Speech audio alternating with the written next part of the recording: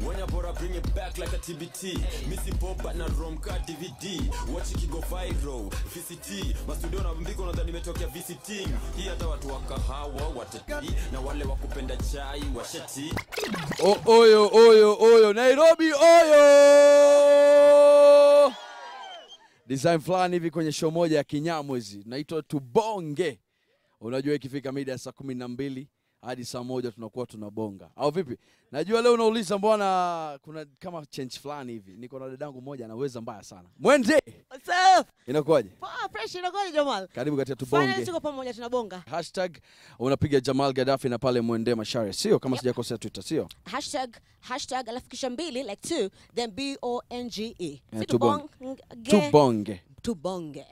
Asante. Yeah, that's what's up. Na Twitter handle yako?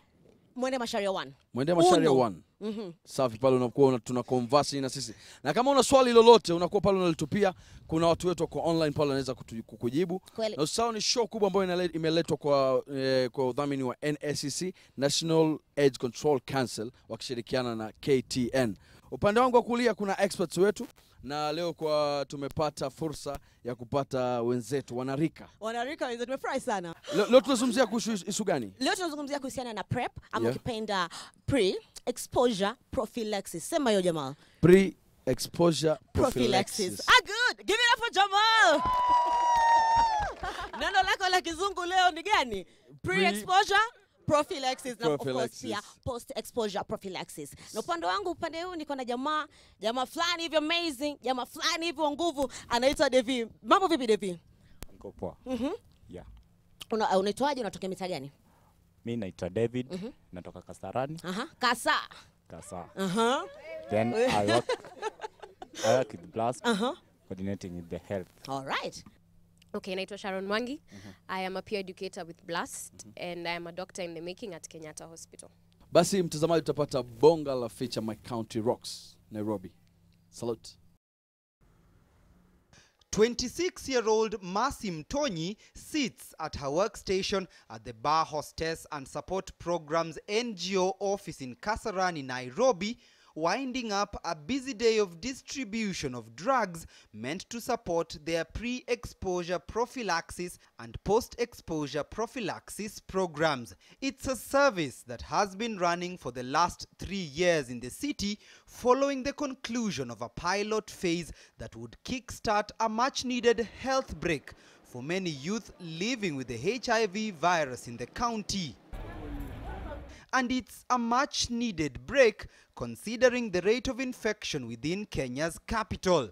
Out of the 47 counties, Nairobi is among the worst hit by the scourge, having a HIV prevalence rate of 6.1%, similar to that of the national average. It's a critical focus. It's a concern that rings true to Dr. Nduku Kilonzo, Kenya's head of the country's anti-AIDS organ. I think that part of our programming is about being able to say what services can we offer, what direct options for prevention can we offer, even as we are getting young people beyond services to start talking about behavior, to start talking among themselves about a change in culture, to start talking among themselves and among other young people and influencing each other about how best they can live their lives, grow better.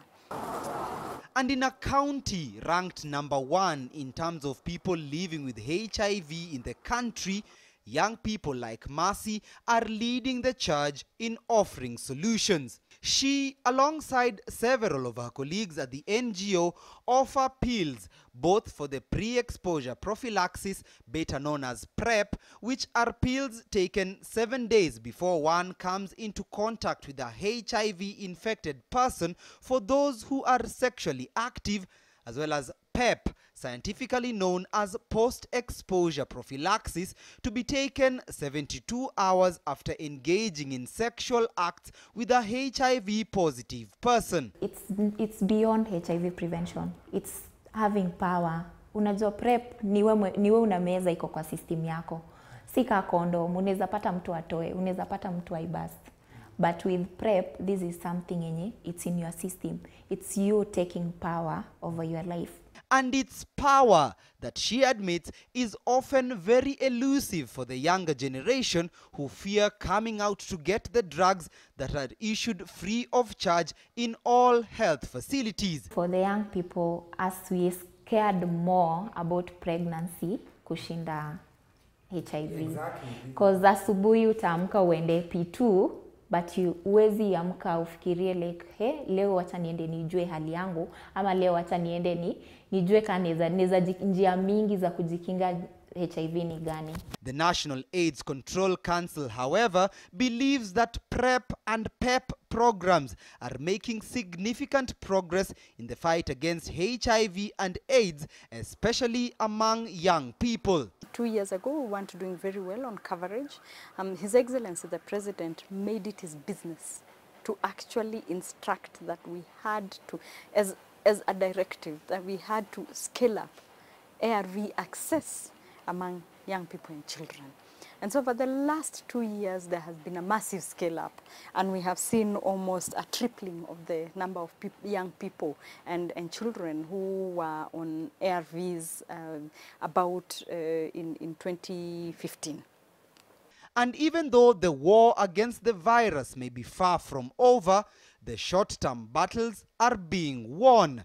Only 14% of new HIV infections in the county in 2015 comprised of the youth, and HIV and AIDS-related deaths decreased by over 40% among young children and the youth the same year. And young people like Mercy are now taking charge of their own future and playing a more proactive role in not only preventing the spread of the virus, but also ensuring that the youth affected and infected can live a long, productive life.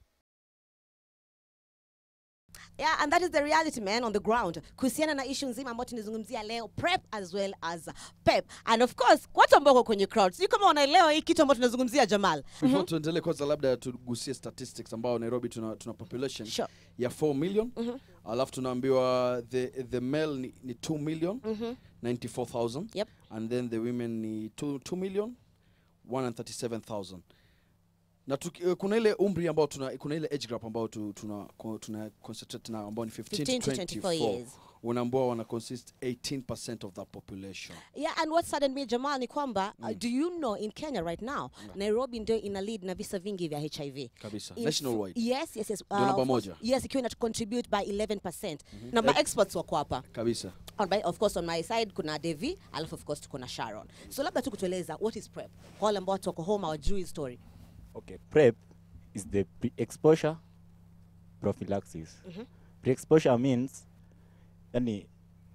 it is a drug you take before you be exposed to HIV and status.